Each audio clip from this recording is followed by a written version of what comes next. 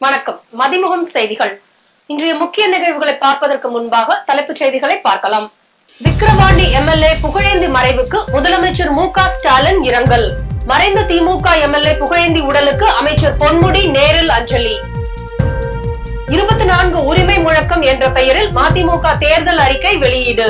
மதிமுக சார்பில் 74 வாக்குறுதிகளை வெளியிட்டார் அக்கட்சியின் பொதுச் செயலாளர் வைகோ. ஜே.பி. நட்டா தலைமையில் நடைபெற இருந்த பேரணிக்கு அனுமதி மறுப்பு. மாற்றுப்பாதையை தேர்ந்தெடுக்கும்படி காவல்துறை அறிவுறுத்தல். பண மோசடி வழக்குகள் தொடர்பாக பாஜக மீது எடுக்கப்பட்ட நடவடிக்கைகள் என்ன? அமலாக்கத்துறைக்கு டெல்லி அமைச்சர் அதிஷி கேள்வி. மணீஷ் சிசோடியா காவல் மீண்டும் நீட்டிப்பு. 18ஆம் தேதி வரை நீட்டித்து பாட்டியாலா நீதிமன்றம் உத்தரவு. விக்கிரவாண்டி தொகுதி திமுக எம்எல்ஏ புகழேந்தி மறைவுக்கு முதலமைச்சர் மு.க. ஸ்டாலின் இரங்கல் தெரிவித்துள்ளார்.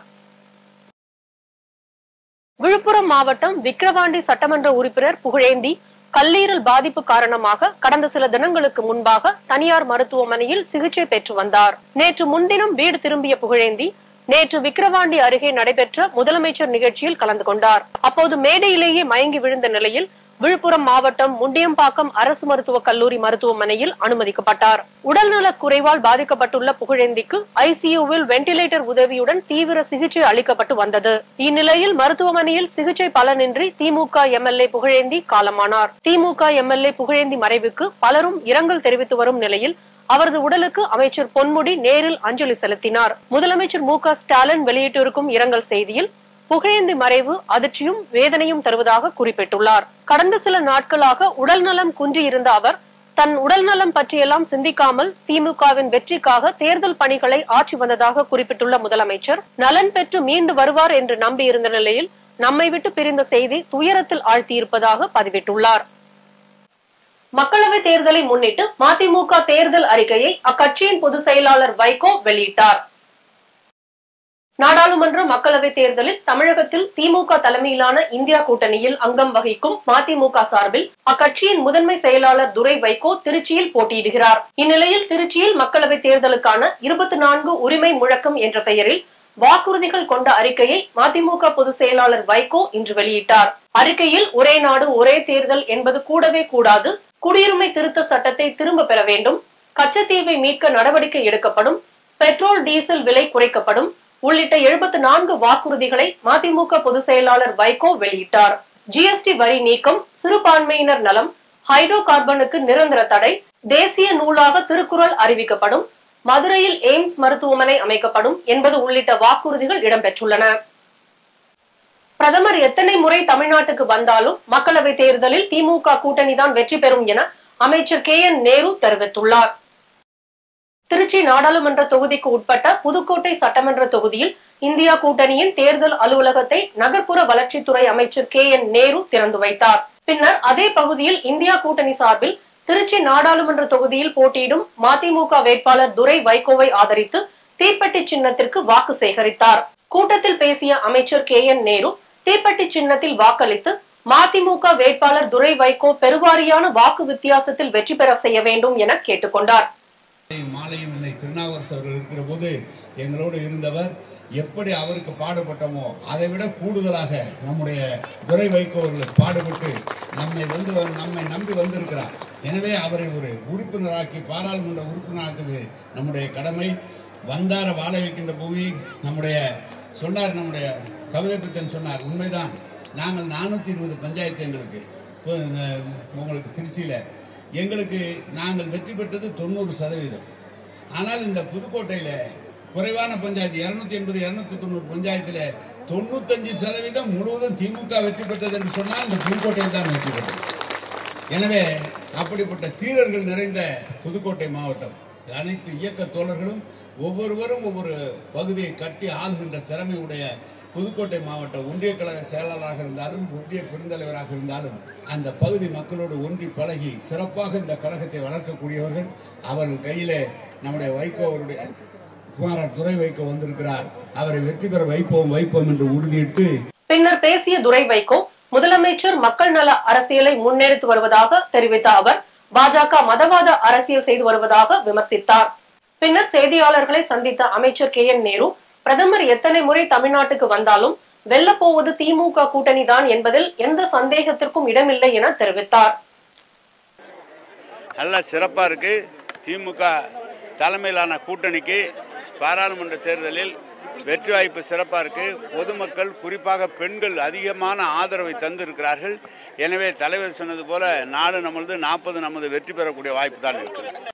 பண மோசடி வழக்குகள் தொடர்பாக பாஜக தலைவர்கள் மீது எடுக்கப்பட்ட நடவடிக்கையை வெளியிடுமாறு அமலாக்கத்துறைக்கு டெல்லி அமைச்சரும் ஆம் ஆத்மி மூத்த தலைவர் அதிஷி கேள்வி எழுப்பியுள்ளார்.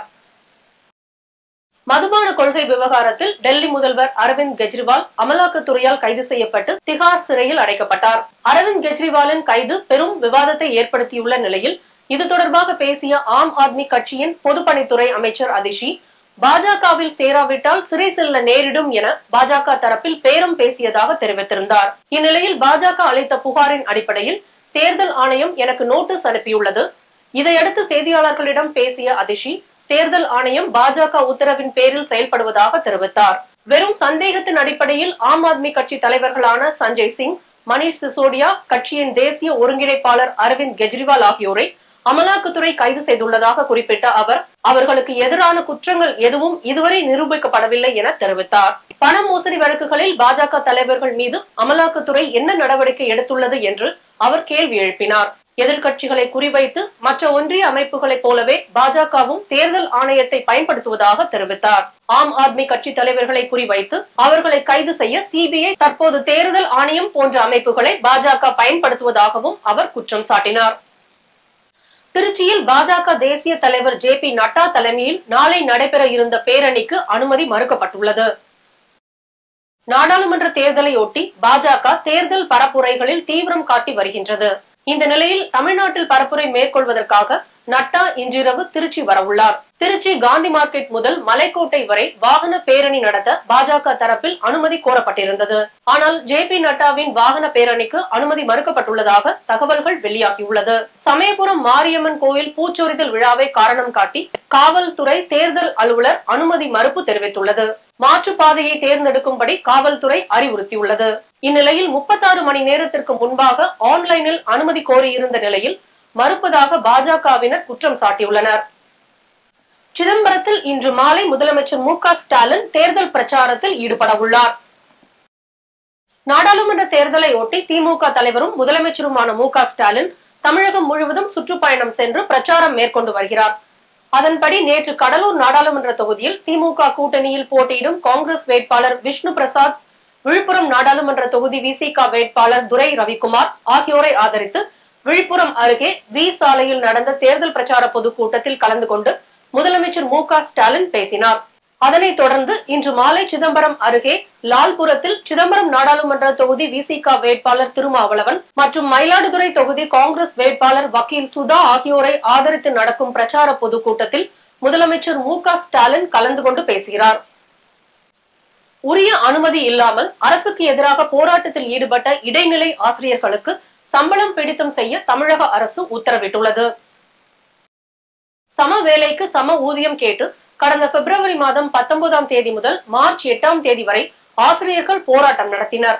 திண்டுக்கல் மாவட்டம் வடமதுரை ஒன்றியத்தில் 19 நாட்கள் ஆசிரியர்கள் போராட்டத்தில் ஈடுபட்டனர். இந்த நிலையில் உரிய அனுமதி இல்லாமல் அரசுக்கு எதிராக போராட்டத்தில் ஈடுபட்ட இடைநிலை ஆசிரியர்களுக்கு சம்பளம் பிடித்தம் செய்ய தமிழக அரசு உத்தரவிட்டுள்ளது. போராட்டத்தில் கலந்து கொண்ட நாட்களை சம்பளமில்லா விடுப்பாக அனுமதித்து பணிப்பதிவேட்டில் பதிவு செய்ய வேண்டும் என உத்தரவிடப்பட்டுள்ளது. மேலும் போராட்டத்தில் ஈடுபட்ட 19 நாட்களுக்கு உரிய ஊதியம், பிற படிகளை ஒரே தவணையில் பிடித்தம் செய்யவும் வடமதுரை வட்டார கல்வி அலுவலருக்கு பள்ளி கல்வித்துறை உத்தரவிட்டுள்ளது. மதுபான கொள்கை வழக்கில் ஓராண்டுக்கும் மேலாக சிறையில் உள்ள மணிஷ் சிசோடியாவின் காவல் மீண்டும் நீட்டிக்கப்பட்டுள்ளது. மதுபான கொள்கை வழக்கில் டெல்லி துணை முதலமைச்சராக இருந்தபோது மணிஷ் சிசோடியா கைது செய்யப்பட்டார். இந்நிலையில் மணிஷ் சிசோடியாவின் நீதிமன்ற காவலை வரும் 18ஆம் தேதி வரை நீட்டித்து பாட்டியாலா நீதிமன்றம் உத்தரவிட்டுள்ளது. வேலூர் மாவட்டம் விண்ணம்பள்ளி கிராமத்தில் சோழர் காலத்து அகத்தீஸ்வரர் கோயில் சிவபெருமான் மீது ஒளிக்கதிர்கள் படர்ந்த நிகழ்வு பக்தர்களை நிகழ்ச்சியில் ஆழ்த்தியது. வேலூர் மாவட்டம் விண்ணம்பள்ளி கிராமத்தில் சோழர் காலத்தில் கட்டப்பட்ட பழமை வாய்ந்த அகிலாண்டேஸ்வரி உடனுரை அருள்மிகு அகத்தீஸ்வரர் ஆலயம் அமைந்துள்ளது. இந்த கோயிலில் ஆண்டுதோறும் பங்குனி 23ஆம் தேதி முதல் சித்திரை 1ஆம் தேதி வரை சூரிய ஒளிக்கதிர்கள் சிவபெருமானின் திருமேனியின் மீது படுகின்றன. இதனைத் தொடர்ந்து தினசரி அதிகாலையில் சிறப்பு அபிஷேகம், அலங்காரம், நெய்வேத்தியம் மற்றும் தீப ஆராதனை காண்பிக்கப்படுகின்றன. இந்த நிகழ்வை காண ஏராளமான பக்தர்கள் அகத்தீஸ்வரர் ஆலயத்திற்கு வந்து சிவபெருமானுக்கு சிறப்பு பூஜைகள் செய்து வழிபட்டு வருகின்றனர். ஏப்ரல் 7ஆம் தேதி அன்று 76வது உலக உடல் தினம் கொண்டாடுவதை முன்னிட்டு கோவை ஏஜிஎஸ் கேரில் பல்வேறு சிறப்பு சலுகைகள் அறிமுகம் செய்யப்பட்டுள்ளது. ஏஜிஎஸ் ஹெல்த் கேர் நிறுவனத்தில் இயக்குநரும் மருத்துவருமான ஆதித்யன் குகன் செய்தியாளர்களை சந்தித்து பேசினார். அப்போது உலக சுகாதார நிறுவனம் ஆண்டுதோறும் ஏப்ரல் 7ஆம் தேதியை உலக சுகாதார தினமாக கொண்டாடி வருகின்றது. இது குறித்து மக்களிடையே விழிப்புணர்வை ஏற்படுத்தும் வகையில் ஏஜிஎஸ் ஹெல்த் கேர் நிறுவனத்தில் பல்வேறு சிறப்பு சலுகைகளை அறிமுகம் செய்துள்ளதாகவும், இதில் ரூபாய் 6000 மதிப்புள்ள பல்வேறு சிகிச்சைகளை 600 ரூபாய்க்கு வழங்குவதாகவும், இவைகள் அனைத்தும் மாவட்டத்தில் மிகவும் பின்தங்கிய மக்களுக்கு வழங்க இருப்பதாகவும் கூறினார். இந்த திட்டம் ஒரு ஆண்டு முழுவதும் செயல்படுத்த உள்ளதாகவும் அவர் தெரிவித்தார். திருவண்ணாமலை நாம் தமிழர் கட்சி மாவட்ட பொறுப்பாளர் நகைக்கடை உட்பட 2 நகைக்கடைகளில் வருமான வரித்துறையினர் திடீர் சோதனை மேற்கொண்டனர். திருவண்ணாமலை மாவட்டம் சேத்துப்பட்டில் நாம் தமிழர் கட்சி மாவட்ட பொறுப்பாளர் நகைக்கடை உட்பட 2 நகைக்கடைகளில் வருமான வரித்துறை ஆணையாளர் சுப்பிரமணி தலைமையிலான குழுவினர் மற்றும் வருமான வரித்துறையில் 20 பேர் அடங்கிய குழுவினர் சோதனை மேற்கொண்டனர். இந்த சோதனையின் போது நகைக்கடையில் வருமான வரி சரியாக கட்டப்பட்டுள்ளதா, வருமானத்துக்கு அதிகமான சொத்துக்கள் வாங்கப்பட்டுள்ளதா என சோதனை செய்தனர். இச்சம்பவம் அப்பகுதியில் பெரும் பரபரப்பை ஏற்படுத்தியுள்ளது. மதுரை நாடாளுமன்ற தேர்தலை முன்னிட்டு கிழக்கு சட்டமன்ற தொகுதியில் உள்ள பாத்திமா மைக்கேல் கல்லூரியில் மாணவ மாணவிகள் கலந்து கொண்ட தேர்தல் விழிப்புணர்வு நிகழ்ச்சிகள் நடைபெற்றன. நாடாளுமன்ற பொது தேர்தலை முன்னிட்டு வாக்குப்பதிவில் 100% வாக்களிக்க வேண்டி பல்வேறு தேர்தல் தொடர்பான விழிப்புணர்வுகள் வாக்காளர்களிடையே ஏற்படுத்தப்பட்டு வருகிறது. அந்த வகையில் மைக்கேல் கல்லூரியில் மாணவ மாணவிகள் கலந்து கொண்டு ஐ ஓட் ஃபார் ஷுவர் என்ற வார்த்தையை வடிவமைத்து வாக்களிப்பதன் அவசியம் குறித்து விழிப்புணர்வை ஏற்படுத்தினர். நாடாளுமன்ற தேர்தலில் இந்தியா கூட்டணி சார்பாக போட்டியிடும் காஞ்சிபுரம் நாடாளுமன்ற திமுக வேட்பாளரை ஆதரித்து அமைச்சர் தாமோ அன்பரசன் மற்றும் மதிமுக துணை பொதுச் செயலாளர் மல்லை சத்யா ஆகியோர் பிரச்சாரத்தில் ஈடுபட்டனர். செங்கல்பட்டு மாவட்டம் படூர் ஊராட்சியில் வருகிற நாடாளுமன்ற தேர்தலில் இந்தியா கூட்டணி சார்பாக போட்டியிடும் காஞ்சிபுரம் நாடாளுமன்ற தொகுதி திமுக வேட்பாளர் க செல்வம் தேர்தல் பிரச்சாரத்தில் ஈடுபட்டார். இவரை ஆதரித்து அமைச்சர் தாமோ அன்பரசன் மற்றும் மதிமுக துணை பொதுச் செயலாளர் மல்லை சத்யா ஆகியோர் பிரச்சாரத்தில் ஈடுபட்டனர். அதனைத் தொடர்ந்து 500 கிலோ எடை கொண்ட 25 அடி உயர ரோஜா பூ மாலையை கிரெயின் உதவியுடன் அமைச்சர் தாமோ அன்பரசன் மற்றும் வேட்பாளர் செல்வத்திற்கு அணிவிக்கப்பட்டது. தனது மகளின் மரணத்திற்கு காரணமான கணவர் மற்றும் அவரது குடும்பத்தினர் மீது உரிய நடவடிக்கை எடுக்க வேண்டும் என கோவை மாநகர காவல் ஆணையரிடம் பெண்ணின் தாய் புகார் அளித்துள்ளார்.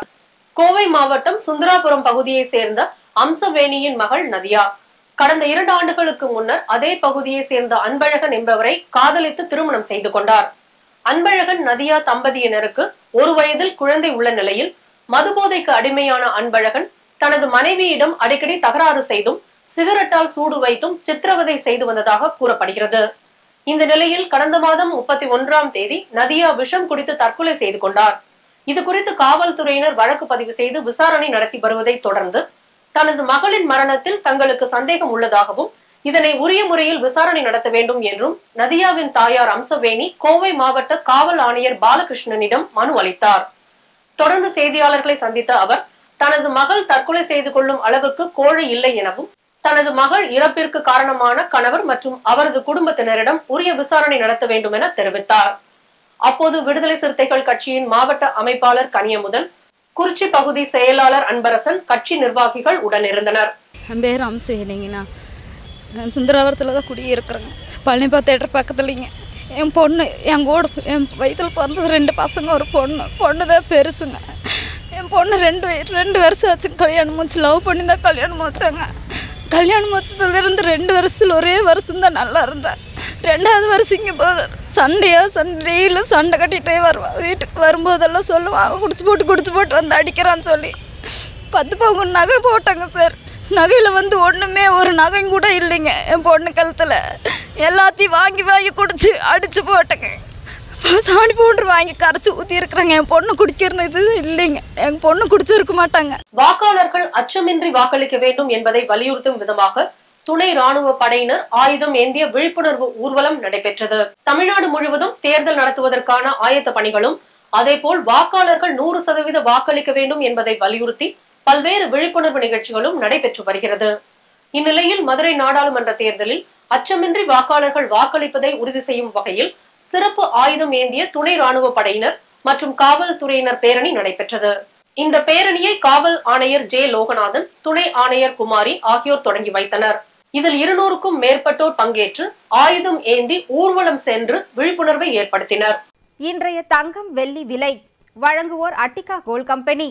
சென்னையில் 22 கேரட் ஆபரண தங்கத்தின் விலை கிராமுக்கு 105 ரூபாய் உயர்ந்து 1 கிராம் தங்கத்தின் விலை 6635 ரூபாய்க்கு விற்பனை செய்யப்படுகிறது. மேலும் சவரனுக்கு 840 ரூபாய் உயர்ந்து 1 சவரன் 52,920 ரூபாய்க்கு விற்பனை செய்யப்படுகிறது. அதேபோல் வெள்ளியின் விலையும் கிராமுக்கு 2 ரூபாய் உயர்ந்து 1 கிராம் வெள்ளி 87 ரூபாய்க்கும் 1 கிலோ வெள்ளி 87,000 ரூபாய்க்கும் விற்பனை செய்யப்படுகிறது. தைவான் நாட்டின் தலைநகரான தைப்பேவில் 3வது முறையாக நிலநடுக்கம் ஏற்பட்டது. இந்த சக்தி வாய்ந்த நிலநடுக்கம் ரிக்டர் அளவுகோலில் 5.4 பதிவாகியுள்ளது. தைவான் நாட்டின் தலைநகரான தைப்பேவில் கடந்த 3ஆம் தேதி காலை சக்தி வாய்ந்த நிலநடுக்கம் ஏற்பட்டது. இது ரிக்டர் அளவுகோலில் 7.2 பதிவாகி இருந்தது. நிலம் மற்றும் நீர்பரப்பை ஒட்டிய பகுதியில் உணரப்பட்ட இந்நிலநடுக்கம் 35 கிலோமீட்டர் ஆழத்தில் மையம் கொண்டிருந்தது. தைவானில் 25 ஆண்டுகளில் இல்லாத அளவுக்கு ஏற்பட்ட இந்த சக்தி வாய்ந்த நிலநடுக்கத்தில் 9 பேர் உயிரிழந்ததை தொடர்ந்து 1000க்கும் மேற்பட்டோர் காயமடைந்தனர். இந்த சூழலில் கடந்த 4ஆம் தேதி காலை ஜப்பான் நாட்டின் ஹோன்ஷு கிழக்கு கடலோர பகுதியில் 2வது முறையாக சக்தி வாய்ந்த நிலநடுக்கம் ஏற்பட்டது. இது ரிக்டர் அளவுகோலில் 6.3 பதிவானது.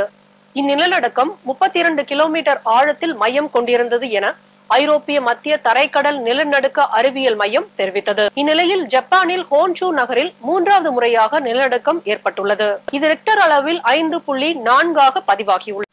மீண்டும் தலைப்புச் செய்திகள்.